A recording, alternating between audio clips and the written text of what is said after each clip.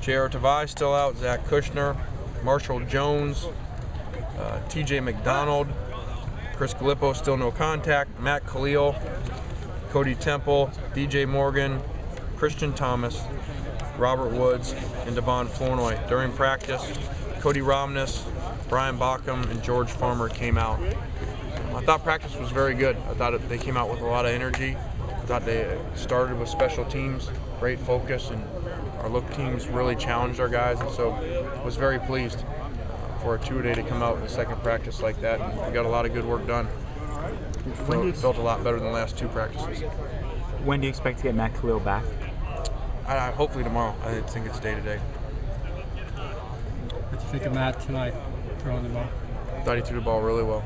I thought he really made some really good throws.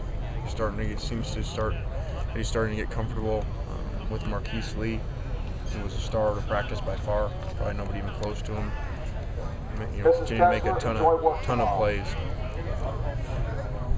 Whose idea was it to give John I don't know. Megaphone? Not mine. I have no idea. He did nobody's idea. All I said to him one day was, I said, can you please announce the score so that guys know the competition period? I just said nothing about a blowhorn.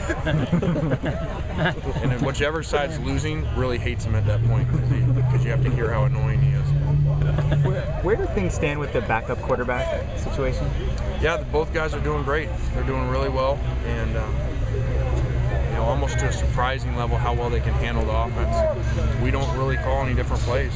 You know, now obviously we're not in a game week, but we just go down the list, and when it's their turn, the script's the same. So I think they're doing well, and neither is separated from the other. So what are you looking at now, as you know their physical ability? Are you trying to kind of see who they are mentally? Is that? Yeah, for that position, you know, the game is so important, and so the preseason games are so critical for them to see how they are in those situations. The only thing that we're not going to know is when they can get hit. We're not going to do that. And that's the only variable left to know with them. So I think they both have managed the huddle extremely well, especially in the Coliseum, because usually I'm in the huddle at this point of the camp, but we thought it was critical to be out of it and treat it like games, and so they've been running everything without me in there. Doing a good job. You expect Robert Woods back anytime soon? Day to day. You know, every day we're thinking that, you know, he's close, and we actually ran around a little bit at the beginning of the first practice this morning, some routes and stuff, so I would definitely think he'd be back by the game.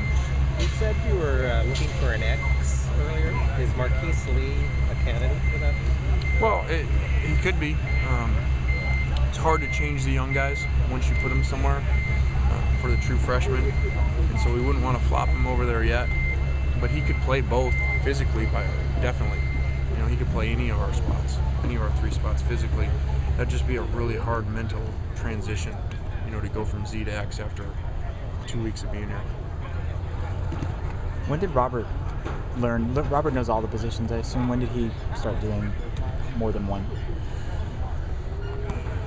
Robert, last year we started to flop him a little bit in certain personnels. I would guess, you know, probably week 5 or week 6 or so to get him some more balls. Now he knows, you know, now he could actually flop back to X at any point because he played X all last year. Now he plays Z for us, and so that, you know, I think I mentioned that to you guys before. That is definitely a scenario that could happen, is him going back over there. If the two best receivers are him and Brandon Carswell.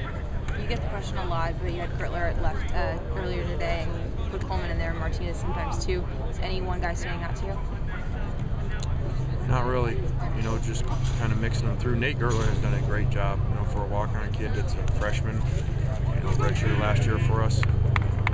He does some really good things in there, and you know, he's actually passed some of our scholarship players out. Okay.